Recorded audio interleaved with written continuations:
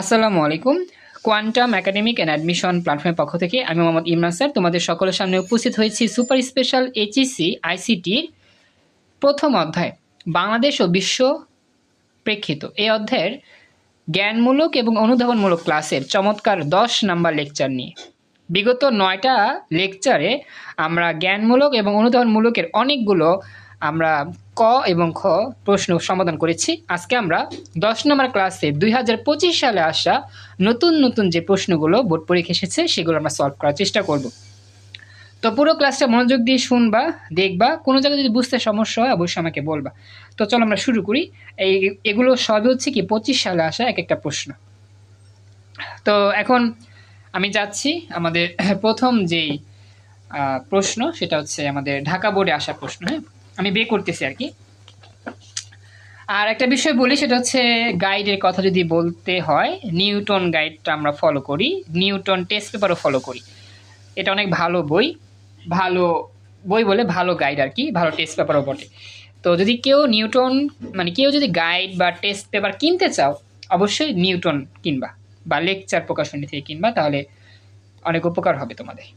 ওকে, তো আমি শুরু করব আমাদের প্রথম যে প্রশ্ন সেই প্রশ্ন নিয়ে। একটু ওয়েট, আমি প্রশ্ন বের করতেছি। তো আমাদের একবারে প্রথম যে প্রশ্ন, এটা আমাদের ঢাকা বোর্ড 2025 সালে আসা একটা স্পেশাল প্রশ্ন। হ্যাঁ, আমি শুরু করি, জাস্ট দেখো। প্রশ্নটা আমাদের এসেছে ঢাকা বোর্ড 25 সালে। আমরা জ্ঞানমূলক অনুধাবনমূলক ক্লাসে যেহেতু আমরা আলোচনা করতেছি, শুধু আমরা ক আর খ নিয়ে আলোচনা করবো আজকে। দেখো প্রথম প্রশ্নে কি বলা হচ্ছে, ঢাকা বোর্ড 25 সালে আসা প্রশ্নে বলতেছে ই লার্নিং কি। দেখা যাচ্ছে সবার এখানে।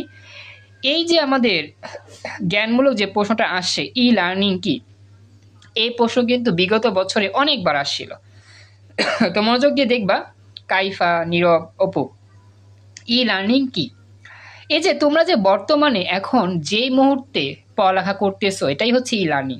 যেমন জুম অ্যাপের মাধ্যমে আমি তোমাকে পড়াচ্ছি, তুমি তোমার বাসা থেকে আমার এখানে পড়তেছো, এটা হচ্ছে কি ই লার্নিং।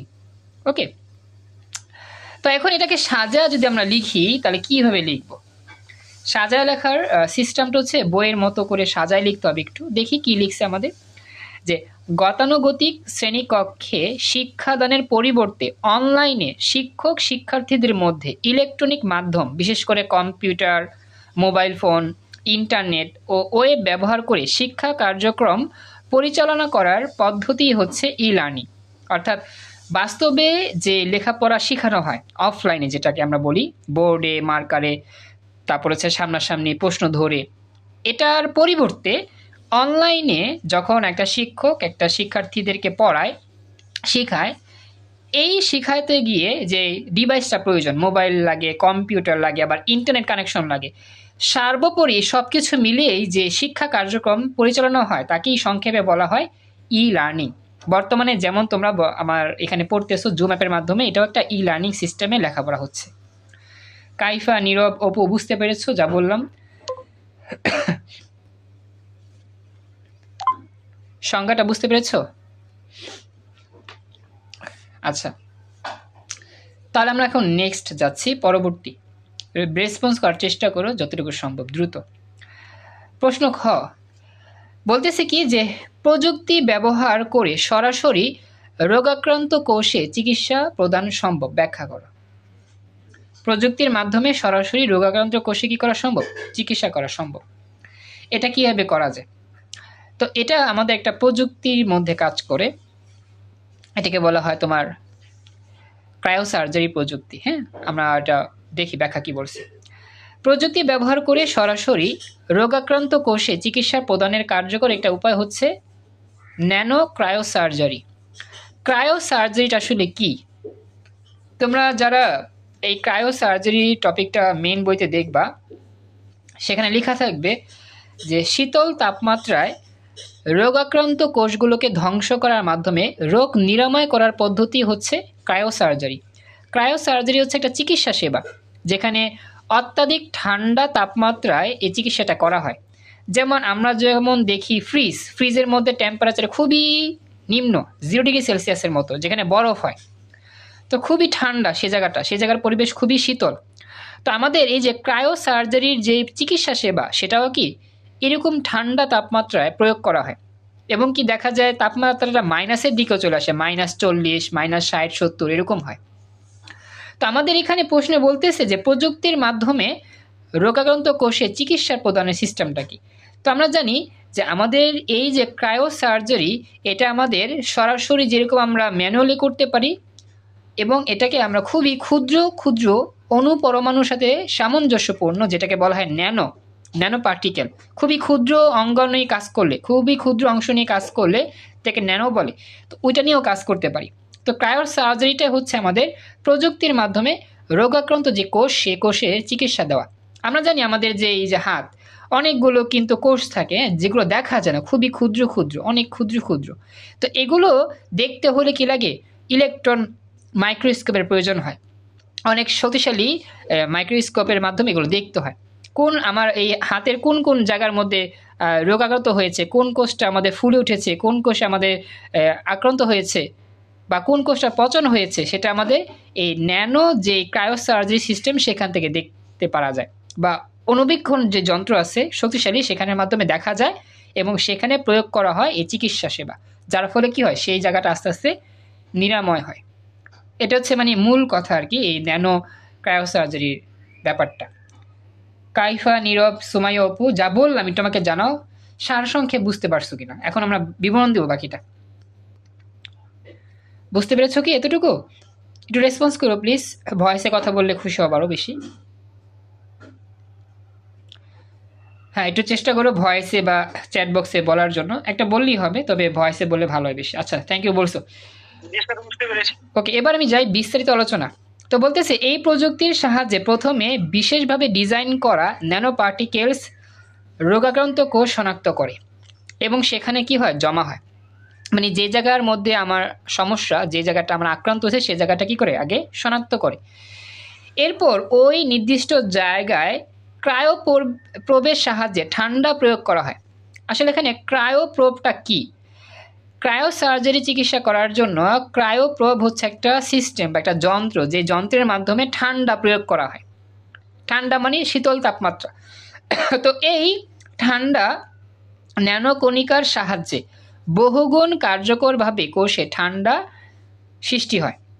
দ্রুত ঠান্ডা নির্বাচিত রোগাক্রান্ত কোষগুলোর ভেতরের পানিকে বরফে পরিণত হয়ে কোষগুলোকে ফাটিয়ে ফেলা হয় বা মৃত্যুবরণ করানো হয়। বা হঠাৎ করে যদি একটা কোষের মধ্যে দ্রুত ঠান্ডা প্রবেশ করে, তাহলে দেখা যায় কোষের মধ্যে যে পানিগুলো, ক্ষুদ্র ক্ষুদ্র পানির কণাগুলো থাকে, সেগুলো আস্তে আস্তে বরফ হয়, খুব দ্রুত আর কি বরফ হয়ে যায়। বরফ হয়ে যায়, সেগুলো ফেটে যায়, আবার ফেটে গিয়ে একসময় কোষটাই মারা যায়। এভাবে সরাসরি ও অত্যন্ত নির্ভুলভাবে যেই কোষগুলো আমাদের রোগাক্রান্ত, সেই কোষগুলোতে একবার ঠান্ডা প্রয়োগ করা হয়, খুবই ঠান্ডা, যার ফলে সেই কোষের যে পানি সেগুলো বরফ হয়ে যায়, এক সময় সেই কোষটা ভেঙে মারা যায়, যার ফলে ওই কোষটা আমাদের নিরাময় হয়ে যায়।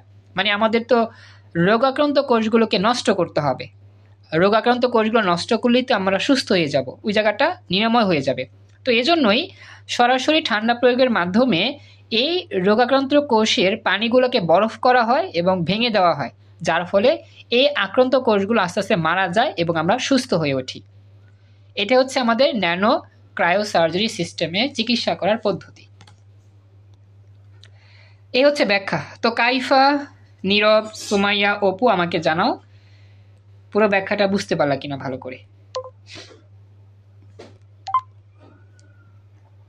ওকে, থ্যাংক ইউ। এটা আমার গেল। কাইফা, একটু রেসপন্স করো, মাঝে মধ্যে কথা তুমিও বইলো, আর রেসপন্স করলে খুশি হবো আর কি। থ্যাংক ইউ বলছো।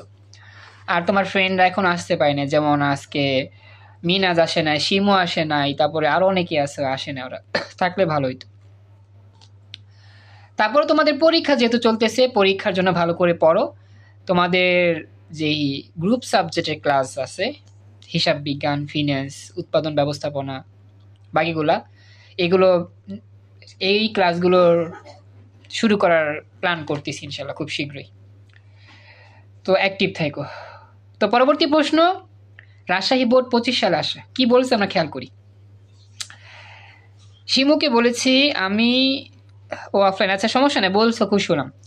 তারপরে বললো শিমুকে যে শিমু স্যারে বলছে খুব শীঘ্র আমাদের কমার্সের গ্রুপ ক্লাস শুরু হইতে পারে, হিসাব বিজ্ঞান ফিন্যান্স এগুলো শুরু হইতে পারে, তো আমরা যাতে এই ক্লাসটা মিস না দিই। হ্যাঁ, আচ্ছা ইংলিশ ক্লাস কোন দিন হয় বলি। ইংরেজি ক্লাস হয় সপ্তাহে 3 দিন, শনিবার, রবিবার, সোমবার। আর আইসিটি ক্লাস 3 দিন হয়, মঙ্গল, বুধ, বৃহস্পতি। আর বাংলা ক্লাস হয় একদিন, যদিও বাংলা ক্লাস অনেক মিস হয়েছে, শুক্রবারে বাংলা ক্লাস হওয়ার কথা, আজকে তো শুক্রবার, আমি এই অফলাইনের চাপের জন্য বাংলা ক্লাসের নোট বা বাংলা ক্লাস নেওয়ার জন্য যে তৈরি হয়ে উঠতে পারিনি। আর আমাদের এক্সাম ব্যাচের কার্যক্রম আল্লাহ নাম নিয়ে আজকে থেকে শুরু হলো ডেইলি এক্সাম প্রোগ্রাম। তো ডেইলি এক্সামে আমাদের মাসে 30 দিনই এক্সাম ইনশাল্লাহ। তো এই এক্সামগুলো আমাদের হচ্ছে ইংরেজি বাংলা আইসিটির উপর ভিত্তি করে আপাতত হচ্ছে, মূলত ইংরেজি বাংলা আইসিটির উপর বেস করে হচ্ছে। এই এক্সামের মাধ্যমে আমরা আমাদের এই অধ্যায়গুলো আরও ভালো করে শেষ করার চেষ্টা করবো ইনশাল্লাহ।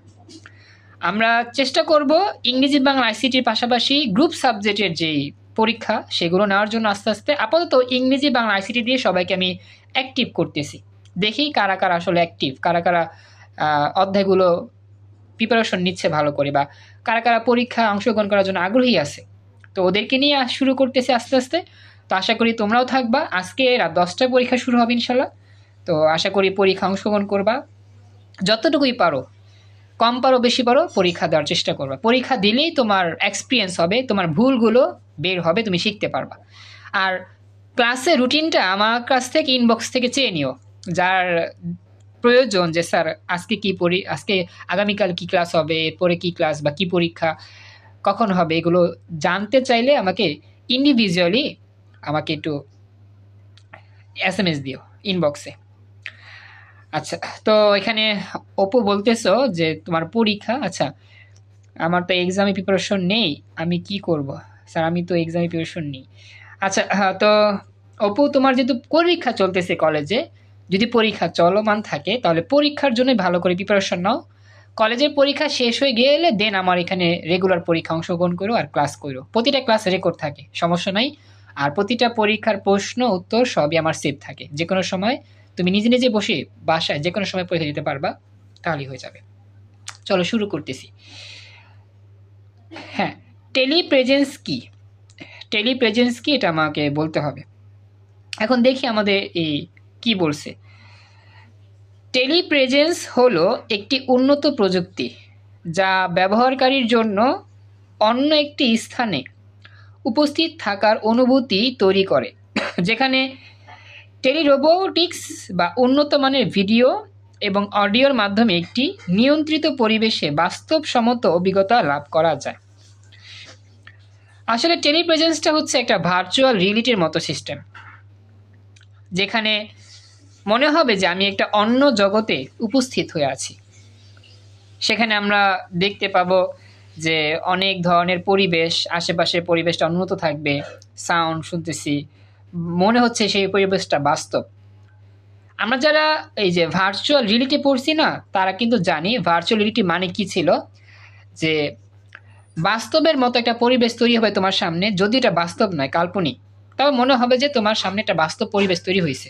তুমি বর্তমানে তোমার বাসায় আসো, তুমি হঠাৎ দেখতেছো কক্সবাজারে ঘুরতেছো, হঠাৎ দেখতেছো চাঁদের দেশে ভ্রমণ করতেছো, হঠাৎ তুমি এমন জায়গায় চলে গেছো যে জায়গা তুমি জীবনে যাইতেই পারত না। তো টেলিপ্রেজেন্সটা হচ্ছে এরকম একটা প্রযুক্তি যেখানে ভার্চুয়াল রিয়েলিটির মতো একটা অনুভূতি প্রকাশ পায়, এটা হচ্ছে টেলিপ্রেজেন্স। আচ্ছা, এটা গেল। এবার আমি যাচ্ছি পরবর্তী প্রশ্ন, খনন। আশা করি এটা বুঝতে পারছো, এটা আগের মতোই ছিল। খননে বলতেছি কি, যে প্রযুক্তি ব্যবহার করে মোটর ড্রাইভিং শেখা সম্ভব, ব্যাখ্যা করো। এখন এইটা আমাকে বুঝতে হবে যেখানে কোন প্রযুক্তির কথা বলছে, যদিও এগুলো আমরা আগেও পড়েছি, তারপরও রিপিট হয়েছে কিছু কিছু প্রশ্ন। তো প্রযুক্তি ব্যবহার করে মোটর ড্রাইভিং শেখা সম্ভব, এটার মানে কি? একটা বিষয় খেয়াল করো, মোটর ড্রাইভিং শেখা সম্ভব এটা মানে কি আমরা বুঝবো। সাপোজ আমরা যখন দেখি যে রাস্তাঘাটে মাঝে মধ্যে ড্রাইভিং প্রশিক্ষণ দেওয়া হয়, সাপোজ তুমি একটা প্রাইভেট কার কিনতে যাচ্ছ, কিন্তু তুমি তো প্রাইভেট কার চালাতে পারো না, বা তুমি বাইক কিনতে চাচ্ছ, বাইক তো চালাতে পারো না, তোমাকে কি করতে হবে? শিখতে হবে কিভাবে বাইক চালাতে হয়, কিভাবে প্রাইভেট কার চালাতে হয়, এগুলো শিখতে হবে। এটাকে বলে প্রশিক্ষণ নেওয়া, মোটর ড্রাইভিং শেখা আর কি। তো এই মোটর ড্রাইভিং শিখতে গেলে তোমাকে কিন্তু কি করতে হবে, সশরীরে যারা ড্রাইভিং শেখায় তাদের কাছে গিয়ে বলতে হবে যে আমি ড্রাইভিং শিখতে চাই, আমাকে ড্রাইভিং শেখার জন্য কোর্সে ভর্তি করান। তারপরে তুমি ভর্তি হলা কোর্সে, দেন তোমাকে ডে টু ডে ড্রাইভিং শেখানো হলো, গাড়ির মধ্যে বসায়া স্টারিং ধইরা, তারপর হচ্ছে কি যেভাবে আর কি বাস্তবে গাড়ি চালায় মানুষ সেভাবে তোমাকে ধরিয়ে ধরিয়ে শেখানো হলো। এটা হচ্ছে কি বাস্তবমুখী শিক্ষা। কিন্তু এই যে ড্রাইভিং শেখা এটা কিন্তু প্রযুক্তির মাধ্যমে সম্ভব। তুমি বাস্তবে গাড়িতে না উঠে, বাস্তবে গাড়ির কোনো কিছু না দেখে তুমি প্রযুক্তির মাধ্যমে এই মোটর ড্রাইভিং শিখতে পারবা। এটা কেমনে সম্ভব? এটা হচ্ছে ভার্চুয়াল রিয়েলিটির মাধ্যমে সম্ভব। আমরা জানি ভার্চুয়াল রিয়েলিটির মাধ্যমে কি হয়, তোমাকে একটা কাল্পনিক একটা গাড়ির মধ্যে ঢুকানো হবে, সেই গাড়ির মধ্যে তুমি বসে আসো মনে হবে, এবং গাড়ির হ্যান্ডেল স্টিয়ারিং সব ধরতেছো, সেগুলো নাড়ানাড়ি করতেছো, গাড়িও দেখবা চলতেছে সামনে, এবং সামনে থাকবে অনেক রোড, আশেপাশে গাড়ি মানুষ সবই থাকবে, কিন্তু এগুলো সব কাল্পনিক থাকবে, বাস্তব থাকবে না। এটা হচ্ছে আমার ভার্চুয়াল রিয়েলিটির একটা ব্যবহার বা প্রয়োগ। তো আশা করি ব্যাপারটা বুঝছো যারা কি ভার্চুয়াল রিয়েলিটি পড়ছো। তো চলো আমরা শুরু করি, ব্যাখ্যা দিয়ে বলতে হবে তো এই জন্য। তো লিখতেছি আমরা যে ভার্চুয়াল রিয়েলিটি প্রযুক্তি ব্যবহার করে মোটর ড্রাইভিং শেখা সম্ভব। এক কথায় লিখতে হবে, আমাদের বলছে যে প্রযুক্তির মাধ্যমে মোটর ড্রাইভিং শেখা সম্ভব। এখন প্রযুক্তিটার নাম কি? প্রযুক্তিটার নাম হচ্ছে কি ভার্চুয়াল রিয়েলিটি। এটা মনে রাখতে হবে, এক কথায় লিখে দিলেই 1 নাম্বার পেয়ে গিয়েছ। লিখতে হবে এটা 1 নাম্বারে। এরপরে ব্যাখ্যা করো। এক্ষেত্রে কম্পিউটার সিমুলেশনের মাধ্যমে ড্রাইভিং প্রশিক্ষণের জন্য চালককে একটি নির্দিষ্ট আসনে বসতে হয়। চালকের মাথায় একটা হেড মাউন্টেড ডিসপ্লে পরিধান করা হয় এবং এর সাহায্যে কম্পিউটার দ্বারা সৃষ্ট যানবাহনের একটা অভ্যন্তরীণ অংশ এবং আশেপাশের রাস্তার পরিবেশ ফুটিয়ে তোলা হয় বা একটি মডেল দেখানো হয়। অর্থাৎ তোমাকে একটা জায়গার মধ্যে বসাবে এবং তোমার মাথার মধ্যে একটা হেলমেট পরানো হবে, হেলমেট। তো এই হেলমেটের মধ্যেই দেখা যাবে তুমি দেখতে পাচ্ছ সামনে অনেক মানুষ আছে, রাস্তাঘাট। আচ্ছা হ্যাঁ অপু বলো, প্রশ্ন বলো। প্রশ্নটা ভয়েসে বলতে হবে, ভয়েসে বললে প্রশ্ন বুঝতে পারবো ইজিলি। ভয়েসে প্রশ্ন করো, স্পিকার অন করে কথা বলো। স্যার ডেইলি কি 9টা থেকে ক্লাস শুরু হয়? আসলে আমার যে ক্লাসটা হয় ইংরেজি আইসিটি বাংলা, সেটা 9টা থেকে শুরু হয়। আর গ্রুপ ক্লাস যেটা আছে, যেমন আর্টসের গ্রুপ ক্লাস যদি হয় সেটা মনে করো শুরু হয় 8:30 বাজে, বা আবার অন্যান্য যে ক্লাসগুলো কমার্সের ক্লাস হইতে পারে আরও আগে। মানে মূলত আমার দেখা যায় কমার্সের আর্টসের ক্লাসগুলো আগে শুরু হয়, দেন কম্বাইন ক্লাসটা 9টায় শুরু হয়। ইংরেজি আইসিটি বাংলা রাত 9টায় শুরু হয়, আর এরপরে আবার সায়েন্সের যে ক্লাসগুলো এটা পরে হয়। এভাবে চলে আর কি, 9টা বাজে আর কি কম্বাইন ক্লাস। বুঝি রুটিনটা আমাকে ইনবক্সে SMS দিবা, মেসেঞ্জারে যদি অ্যাড থাকো ইনবক্সে SMS দিলে আমি তোমাকে রুটিনটা ইনবক্সে পাঠিয়ে দিব তোমাকে। আচ্ছা স্যার ঠিক আছে। ওকে, তো এই হচ্ছে বিষয়টা, খেয়াল করো। তো বলতেছিলাম যে তুমি বাস্তবে গাড়ির মধ্যে না উঠা একটা জায়গায় বসবা, তোমার মাথায় একটা হেলমেট পরানো হবে, সেই হেলমেটের মধ্যে দেখবা সামনে অনেক গাড়ি আছে, মানুষ আছে, রাস্তাঘাট সবই আছে, কিন্তু সেগুলো হচ্ছে অবাস্তব। সেগুলো যদিও তুমি দেখবা বাস্তব দেখা যাচ্ছে, কিন্তু সেটা আসলে বাস্তবের মতো না, এটা অবাস্তব। এটা একটা 3D কাঠামো দেখানো হবে, 3D মডেল দেখানো হবে। এরপরে প্রশিক্ষণার্থী এই পরিবেশের সাথে একাত্ম হয়ে বাস্তবের মতোই মোটর ড্রাইভিং কৌশল রপ্ত করতে সক্ষম হবে। অর্থাৎ যে প্রশিক্ষণ হবে, প্রশিক্ষণ নিচ্ছে আর কি, সে পরিবেশের সাথে মিলে যাবে, সে মনে করবে এই পরিবেশটা বাস্তব, আর বাস্তবের মতো মনে করে সে ড্রাইভিংটা শিখবে, এমনি এমনি শেখা হয়ে যাবে। তো এর মাধ্যমে সহজেই ড্রাইভিং প্রশিক্ষণ সম্ভব হচ্ছে। তো এই হচ্ছে আমার মোটামুটি ব্যাখ্যা যে কিভাবে প্রযুক্তি ব্যবহার করে বাস্তবে ড্রাইভিং না করেও ড্রাইভিং শেখা যায়, শুধুমাত্র ভার্চুয়াল রিয়েলিটির মাধ্যমে এটা সম্ভব। তো আমার কিন্তু এভাবে ব্যাখ্যা করে দিলেই মোটামুটি হয়ে যাবে। তো আমাকে একটু জানাও যে ব্যাখ্যাটা বুঝতে পারলা কিনা, প্রযুক্তির মাধ্যমে যে আমরা ইয়াটা করলাম, বুঝতে পেরেছো? জি স্যার। Thank you. তাহলে পরবর্তী প্রশ্ন চলো নিয়ে আসি। পরবর্তী প্রশ্ন, হ্যাঁ থ্যাংক ইউ কাইফা, মনোযোগ দিয়ে ক্লাস করতেছো, খুশি হলাম। যশোর বোর্ড 25 সালে আসার প্রশ্ন কি বলতেছে দেখো। বিশ্বগ্রাম কি? এই যে প্রশ্নটা, থ্যাংক ইউ সুমাইয়া বলছো বিশ্বগ্রাম কি। বিশ্বগ্রাম কিন্তু এটা অনেক ইম্পর্টেন্ট, এটা কিন্তু আজ মাঝে মধ্যে আসে। এই বিশ্বগ্রামটা আসলে কি, এটা যদি সংক্ষেপে তোমাকে বুঝাই, যেমন ধরো তুমি আসছো বাংলাদেশের এক জায়গায়, আমি আসছি আরেক জায়গায়, বা তোমার কোনো রিলেটিভ পৃথিবীর বিভিন্ন কান্ট্রিতে আছে। এখন তোমার সাথে আমার যোগাযোগ হয়, আবার তোমার রিলেটিভ যারা আছে বিদেশে তাদের সাথে তোমার যোগাযোগ হয়। তো এত দূর দূরান্তে মানুষের সাথে মানুষের যোগাযোগটা কেমনে হয়? আর এটা হচ্ছে একটা খুবই সহজ সিস্টেম, যার নাম নেটওয়ার্ক। আর এখন তো বর্তমানে আমাদের ইন্টারনেট চলে এসেছে, এজন্য এইটা আরও সুন্দর হয়েছে। তো এই যে কথাটা বলতেছে বিশ্বগ্রাম, এটার মিনিংটা হচ্ছে পুরো পৃথিবী, বিশ্ব মানে হচ্ছে পৃথিবী, পুরো পৃথিবীটা একটা ছোট্ট গ্রামের মতো তৈরি হয়ে যাবে। তো পুরো পৃথিবীর আনাচে কানাচে যত শহর অঞ্চল নগর যা আছে সব কিছু একটা ছোট্ট গ্রামে রূপান্তরিত হবে। এটাই হচ্ছে বিশ্বগ্রাম। আর এই কাজটা কি করে? এই কাজটা করে নেটওয়ার্ক সিস্টেম বা ইন্টারনেটের মাধ্যমে পুরো পৃথিবীর সবাই একটা নির্দিষ্ট জায়গার মধ্যে আবদ্ধ হয়ে যায়, বা নির্দিষ্ট গণ্ডির মধ্যে সীমাবদ্ধ হয়ে যায়, তার নাম কি? বিশ্বগ্রাম।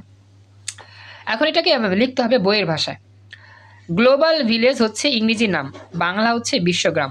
তো কি বলতেছে দেখো, গ্লোবাল ভিলেজ বা বিশ্বগ্রাম হলো এমন একটি পরিবেশ ও সমাজ যেখানে তথ্য প্রযুক্তির মাধ্যমে যুক্ত হয়ে পৃথিবীর বিভিন্ন অঞ্চলের মানুষ পরস্পরের সাথে যোগাযোগ করতে পারে এবং বিভিন্ন ধরনের সাহায্য সহযোগিতা প্রদান করতে পারে। তো আমি যে একটু আগে তোমাদের ব্যাখ্যা দিয়ে বুঝাইছি না, সেটা ছিল কি বোঝার জন্য যে এই বিশ্বগ্রামটা আসলে কি। আর যখন আমরা লিখবো বইয়ের ভাষা, তখন আমাকে এভাবে লিখতে হবে যে একটা সিস্টেম যেখানে পৃথিবীর সকল সমাজ, পরিবেশ, শহর, নগর, রাষ্ট্রের মানুষ একে অপরকে পারে এবং বিভিন্ন ধরনের সাহায্য সহযোগিতা প্রদান করতে পারে। তো এটাকে বলা হয়। একটু জানায়ও বুঝতে পারলা কিনা, যতটুকু তোমরা শুনতে পারলা, বুঝতে পারছো সংজ্ঞাটা?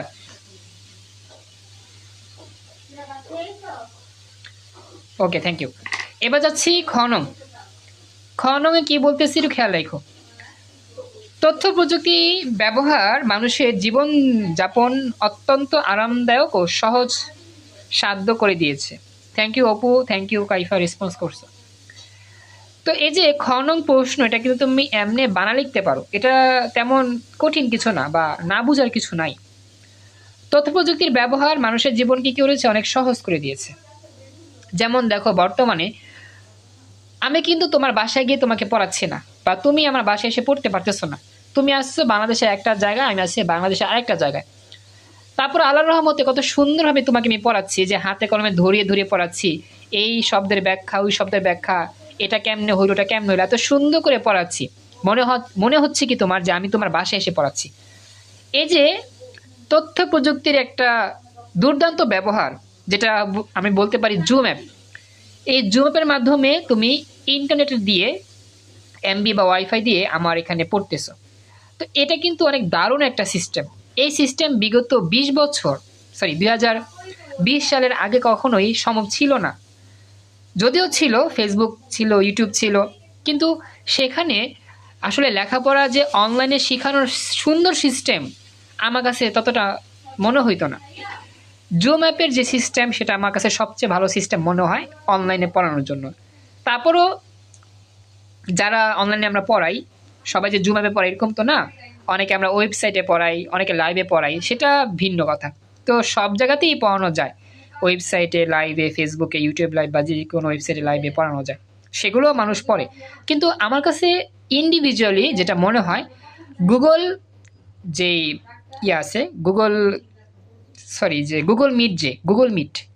মিট আর হচ্ছে জুম অ্যাপ, এই দুইটা সিস্টেম সবচেয়ে ভালো অনলাইনে পড়ানোর জন্য। কারণ আমি তোমার বাসায় এসে কিন্তু পড়াতে পারবো না, তুমি আমার বাসায় এসে পড়তে পারবে না। তুমি বাংলাদেশের যে কোনো প্রান্তেই থাকো না কেন, তুমি প্রত্যেকদিন আমার কাছে পড়তে পারবা। কীভাবে পারবা? নির্দিষ্ট টাইম বলে দিব, সেই টাইমে তুমি জুম অ্যাপের মাধ্যমে আমার অনলাইন ক্লাসে জয়েন করবা। তোমার কাছে মনে হবে তুমি আসলে বাস্তবেই পড়তেছো আমার কাছে, বা আমি তোমার সামনে বসে আছি, এরকম মনে হবে। তোমার যদি বিশ্বাস না হয়, তুমি আমার এখানে কয়েকদিন ক্লাস করো, 1 সপ্তাহ 2 সপ্তাহ ক্লাস করো, দেখবা যে সত্যি সত্যি মনে হবে যে আমি তোমাকে সামনাসামনি পড়াচ্ছি, বা তুমি আমার কাছে মানে অফলাইনে পড়তেছো, এরকম মনে হবে। আর এটা খুবই চমৎকার একটা সিস্টেম। আর এই সিস্টেমটা কিন্তু অনেকটা ইজি হয়েছে তথ্য প্রযুক্তির মাধ্যমে, ইন্টারনেটের মাধ্যমে। এটাই হচ্ছে আমার আর কি মূল ব্যাখ্যা, যে তথ্য প্রযুক্তির মাধ্যমে আগে যে কাজগুলো করা যাইতো না, বর্তমানে সেই কাজগুলো অনেক সুন্দরভাবে করা যায়। এটা জাস্ট একটা উদাহরণ দিলাম পড়ার ক্ষেত্রে। আরও অনেক ক্ষেত্র আছে যেখানে তথ্য প্রযুক্তি ব্যবহার আছে। এটা হচ্ছে বিষয় আর কি। এখন আমি ব্যাখ্যা করি, চলো। তো বলতেছে এখানে যে তথ্য প্রযুক্তির ব্যবহার মানুষের জীবনযাপনকে অনেক সহজ করেছে, দ্রুত করেছে, অত্যন্ত আরামদায়ক করে দিয়েছে। ইন্টারনেট, মোবাইল ফোন, সামাজিক যোগাযোগ মাধ্যমে যোগাযোগটা অনেক সহজ হয়েছে। এই যে দেখো, আগেকার মানুষ যখন যোগাযোগ করত একজন আরেকজনের সাথে, তখন চিঠি আদান প্রদান করত। তখন কিন্তু মোবাইল ছিল না, একবারে অনেক আগের কথা। তখন ছিল না কোনো মোবাইল, ছিল না ইন্টারনেট, ছিল কি জাস্ট হাতের লেখা চিঠি। তো একটা মানুষের সাথে যদি যোগাযোগ করতে চাও, চিঠি আদান প্রদান করতে গেলে লাগে 15 থেকে 20 দিন। তো এই যে এত লং টাইম সময় লাগে, এত লং টাইম সময় কিন্তু আমাদের কারো ধৈর্য নাই যোগাযোগ করার জন্য। তো আমরা এই আস্তে আস্তে প্রযুক্তি উন্নয়নে আল্লাহ তাআলার সহায়তায় আমরা কিন্তু মোবাইল ফোন পেয়েছি, আরও সুন্দর সিস্টেম ইন্টারনেট পেয়েছি, আরও সুন্দর সিস্টেম ওয়াইফাই পেয়েছি। আগে যখন মানুষের সাথে মানুষ কথা বলতে, কেমন আছো, কী করতেছো, পরিবার কেমন আছে, এই কথাগুলো বলতে যেখানে 15 থেকে 20 দিন সময় লাগতো, 1 মাসের মতো সময় লাগতো, আর এখন কিন্তু 15 থেকে 20 সেকেন্ড সময়ও লাগে না। এটা হচ্ছে তথ্য প্রযুক্তির একটা চমৎকার উদাহরণ, যে তথ্য প্রযুক্তির মাধ্যমে মানুষের জীবন এতটাই সহজ হয়ে গিয়েছে, যেগুলো আগে ছিল কল্পনার মতো। আগে মানুষ ভাবতেই পারতো না যে মোবাইল ফোন নামে একটা জিনিস আবিষ্কার হবে, ইন্টারনেট বলে কিছু একটা আবিষ্কার হবে, ওয়াইফাই বলে কিছু একটা থাকবে, মানুষ সেকেন্ডের পর সেকেন্ড কথা বলতে পারবে, মুহূর্তের মধ্যে পৌঁছা যাবে সারা বিশ্বে সকল খবরাখবর। এগুলো যখন মানুষ আগে কল্পনা করতে পারতো না, বর্তমানে এগুলো হচ্ছে। তো এই হচ্ছে আমার সেই তথ্য প্রযুক্তি, যার মাধ্যমে মানুষের কল্পনার জগৎকে বাস্তবে রূপান্তর করতে পারছে। মানুষের যে সম্পর্ক, যোগাযোগ, জীবনযাপন কত সহজ করছে, কত দ্রুত করছে, কত আরামদায়ক করছে, সেটা কি এক কথায় অবিশ্বাস্য। তোমাদের যেই নানি দাদিরা আছে ওনাদেরকে বলে দেখো, তারা কিন্তু এগুলো জানেই না যে মোবাইল ফোন আসলে কি, বা হচ্ছে গিয়ে ওয়াইফাই ইন্টারনেট কি, তারা কিন্তু জানে না। এখন জানে। কেমনে জানে? এখন তোমরা ব্যবহার করতেছো, তোমাদের দেখে দেখে দেখতেছে, হ্যাঁ মোবাইল আছে, মোবাইল ফোন বলতে এটা বোঝায়, মোবাইলে কল দিয়ে কথা বলা যায়, ভিডিও কলে কথা বলা যায়, এগুলো এখন বুঝে তারা। কিন্তু তাদের সময়, তারা যখন তোমার মতো ছিল, ছোট বাচ্চা ছিল, তাদের সময় কিন্তু এগুলো তারা কখনো কল্পনা করে যে এগুলো বাস্তবে পৃথিবীতে মানুষ দেখবে বা ব্যবহার করবে। এই হচ্ছে বিষয় আর কি। টেকনো KM5 জয়েন করছো, তোমার নামটা আমাকে বলে দিও, চ্যাট বক্সে তোমার নাম জানিয়ে দিও। তো তোমরা কি ব্যাপারটা বুঝছো না? সংক্ষেপে যেটা বলছি, যে তথ্য প্রযুক্তি ব্যবহারের মানুষের জীবনযাত্রার মান কত উন্নত করছে। আগে যেমন খুবই কষ্ট ছিল যোগাযোগ করা, এখন কিন্তু খুব ইজি হয়ে গেছে। তোমরা কি ব্যাখ্যাটা বুঝতে পারছো? আমি সংক্ষেপ ব্যাখ্যা করছি, এটা বুঝতে পেরেছো কি? এটা আমাকে জানাও। আচ্ছা, মাহমুদুল জয়েন করছো, থ্যাংক ইউ। আচ্ছা থ্যাংক ইউ, মাহমুদুল জয়েন করছো, খুশি হলাম। তো আজকে পরীক্ষা আছে মাহমুদুল, পরীক্ষা অংশগ্রহণ করো। আর তুমি আমাকে হোয়াটসঅ্যাপ বা মেসেঞ্জারে ইনবক্সে নক দিও, সব কিছু শিখা দিব। স্পেশাল যেই সিস্টেমগুলো, ক্লাস করার নিয়ম, পরীক্ষা দেওয়ার নিয়ম, রুটিন সব কিছু দিয়ে দিব, ইনবক্সে মেসেজ দিও ক্লাস শেষে। তো যেখানে ছিলাম খেয়াল করো। তো বলতেছে যে অনলাইনে শিক্ষা, চিকিৎসা, কেনাকাটা, ব্যাংকিং সেবা ঘরে বসেই পাওয়া যাচ্ছে। আসলে এটা নিয়ে মানে কথা বললে অনেক কথা বলা যায়, আসলে সমাজ যেহেতু কম, আমি বেশি এখন বলতেছি না, জাস্ট সংক্ষেপে বলতেছি। এই যে অনলাইনে যে শিক্ষা দেওয়া, এখন দেখো পৃথিবীর, তুমি বাংলাদেশের মধ্যে চিন্তা করো, আজ থেকে প্রায় 10 বছর আগে বা 5 বছর আগের কথা, যেখানে কিন্তু মানুষ চাইলেই বাংলাদেশের শ্রেষ্ঠ শিক্ষকের কাছে পড়তে পারতো না। সাপোজ তুমি আসো দূর দূরান্তে অনেক প্রত্যন্ত অঞ্চলে, ঢাকার মধ্যে এসে তোমার কি পড়া সম্ভব? প্রাইভেট পড়া সম্ভব? ভালো শেখা সম্ভব না। কিন্তু বর্তমানে তুমি চাইলে পৃথিবীর যে কোনো জায়গা থেকে শিখতে পারো অনলাইনের মাধ্যমে। অনলাইনের মাধ্যমে কি খুব ইজিলি শিখতে পারো। তো তোমার অনলাইনের মাধ্যমে কোনো প্যারা নাই, তুমি যেখানেই থাকবা সেখানেই জাস্ট অনলাইনে যুক্ত হবা, স্যারদের কোর্সে ভর্তি হবা, স্যারের কাছে যোগাযোগ করবা, স্যার তোমাকে যেভাবে পড়াবে সেখানে তুমি পড়তে পারবা। তো তোমার যাতায়াতে কোনো খরচ নাই, তোমার কোনো প্যারা নাই, যখন মন চায় তখন তুমি পড়তে পারবা। এটা সবচেয়ে একটা সুন্দর সিস্টেম। তো এছাড়াও চিকিৎসা, কেনাকাটা, ব্যাংকিং সেবা সরাসরি না করেও কি অনলাইনে করা যায়, এটা আরও সহজ। তবে বলতেছে যে স্মার্ট হোম ডিভাইস, রোবোটিক্স ভিত্তিক AI সরঞ্জাম মানুষের শ্রম ও সময় কি বাঁচাচ্ছে। যেখানে আমাকে অনেক আগে, সাপোজ মনে করো এই ডিভাইসের মাধ্যমে, মোবাইলের মাধ্যমে কোনো কিছু সার্চ করে ইনফরমেশন পেতে খুবই দেরি হইতো, গুগল ব্যবহার করে দেরি হইতো। এখন কিন্তু যে চ্যাট জিপিটি, AI যে ব্যবহার হচ্ছে, সেকেন্ডের পর সেকেন্ডের মধ্যে কী করতেছি, একটা সমস্যার সমাধান দিয়ে দিচ্ছে। তার মানে কি এটা খুবই সহজ হচ্ছে। আগে যেমন ছিল খুবই কঠিন, অনলাইনের যে ব্যবহারটা ছিল কি খুবই কঠিন, কঠিন বলতে সময় সাপেক্ষ। এখন বর্তমানে দিন যত যাচ্ছে তত স্মুথ হচ্ছে, তত কি তাড়াতাড়ি আমরা আপডেট খবর পাচ্ছি বা সমস্যার সমাধান পাচ্ছি। তো আমাদের সময় বাঁচতেছে, শ্রম বাঁচছে, এটাই। কৃষকরা আধুনিক তথ্য প্রযুক্তির সাহায্যে উপকৃত হচ্ছেন, ফলে সময় ও খরচ কমে গিয়ে মানুষের জীবনযাত্রা আরও কি হচ্ছে, স্বাচ্ছন্দ্যময় হচ্ছে। তো এই যে আমাদের এই খ নংয়ের যে ব্যাখ্যা, এটা কিন্তু তোমরা নিজেরা অনেক কিছুই লিখতে পারবা, বানায়টা নয়। এটা আমাকে আর বলতে হবে না যে এটা এভাবে হয়েছে ওটা হয়েছে। হ্যাঁ, আশা করি এটা বুঝতে পারছো। এটা আমাকে জানাও আজকে যতটুকু পড়লাম, যা যা পড়লাম সব কিছু ভালো করে বুঝতে পেরেছো কিনা, সব একটু রেসপন্স করো। যতটুকু পড়ানো হয়েছে বুঝতে পেরেছো সম্পূর্ণটা? তো খুশি হলাম যা যারা একবার শেষ পর্যন্ত ছিলা। Thank you so much Kaifa, thank you so much Abdul Alim, Apu, Somaiya এবং কি একটু আগে জয়েন করছো মাহমুদুল। খুশি হলাম। তো আমাদের আজকে রাত 10টা বাজে কিন্তু পরীক্ষা আছে, ইংরেজি পরীক্ষা। তো সবাই পরীক্ষা অংশগ্রহণ করো। আর আজকে আমি আবার রুটিনটা একটু সাজাচ্ছি। আজকে আর আমি অন্য কোনো ক্লাস নিতে পারতেছি না। ইনশাআল্লাহ নাম নিয়ে আমরা খুব শীঘ্রই আমাদের সবগুলো গ্রুপ সাবজেক্টের যে ক্লাসগুলো আছে, সায়েন্সের, কমার্সে, আর্টসে, আস্তে আস্তে আমরা টাইম শিডিউল আলোচনা করে দিব এবং ক্লাস শুরু করে দিব ইনশাআল্লাহ। তো সবাই সকল ফ্রেন্ডদেরকে ইনভাইট করো ক্লাসগুলো দেখার জন্য, পরীক্ষা অংশগ্রহণ করার জন্য। ওকে, এক্সামের কোশ্চেনটা আমি দিব, আমি গ্রুপে দিয়ে দিব, মেসেঞ্জার গ্রুপ, হোয়াটসঅ্যাপ গ্রুপে পেয়ে যাবা। খাতার মধ্যে তোমার নাম লিখবা, কলেজের নাম, ঠিকানা লিখে জাস্ট উত্তরটা লিখে ছবি তুলবা খাতার, এবং সেই ছবিটা আমাকে ইনবক্সে পাঠাবা। দেন আমি উত্তরপত্র মূল্যায়ন করব। তো এই হচ্ছে পরীক্ষা দেওয়ার সিস্টেম। তো সবাইকে পরীক্ষায় অংশগ্রহণ করতে বলো, সবাই একসাথে থাকো। তো আজকের মতো এখানে ক্লাস শেষ। তো নিয়মিত ক্লাস করো, আমি অপেক্ষা থাকবো, একটু রেসপন্স করো। আর আমি আমার দিক থেকে সর্বোচ্চ চেষ্টা করব তোমাদের হেল্প করতে। পরীক্ষা সব বিষয় হবে আস্তে আস্তে, পরীক্ষা সকল বিষয় হবে আস্তে আস্তে হবে। আজকে শুরু করলাম আল্লাহ নাম নিয়ে। তো সকল ফ্রেন্ডদেরকে ইনভাইট করো বেশি বেশি, সবাইকে দ্রুত ক্লাসে জয়েন করতে বলবা আর পরীক্ষা অংশগ্রহণ করতে বলবা। তো এই বলে আজকের মতো ক্লাস এখানে শেষ করলাম। আসসালামু আলাইকুম, আল্লাহ হাফেজ।